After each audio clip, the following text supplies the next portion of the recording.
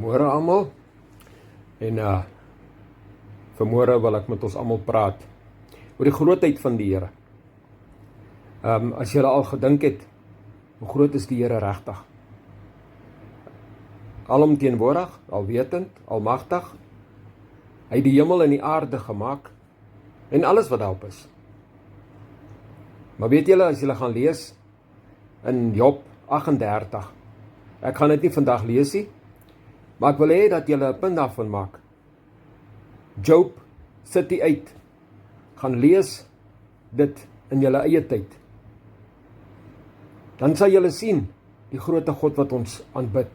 Hy het vir Job uitgedaag en hy het gesê dat hy sê omgord jou heupe soos 'n man en dat ek jou vra en antwoord jy my.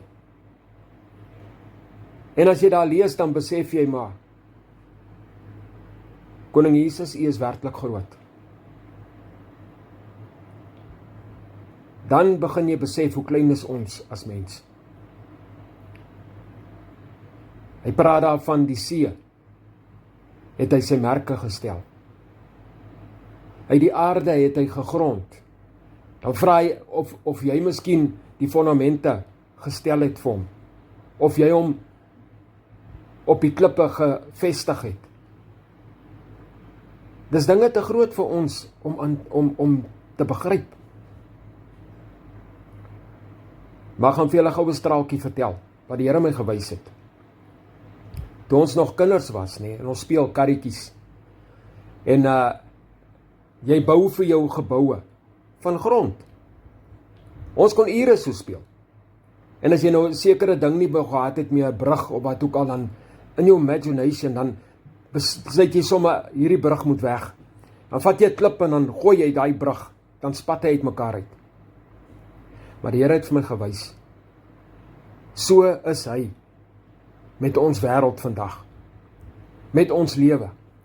Elke siel behoort aan die Here. En hy stel konings aan en hy stel konings af. En hy gaan, as hy iets nie meer daar wil hê nie, 'n koninkrykie meer daar wil hê nie, 'n nasie, dan maak hy plan. Dan is daar oorlog en hulle word uitgewis. Of daar kom 'n aardbewing. Nou sulke dinge, dan besef jy, hoe groot is die Here werklik. Hy besluit. En hy alleen het die dood en die lewe in sy hand. Nou ja, iets vir julle om aan te dink, en gaan lees daai Job 38. Mooi dag hoor.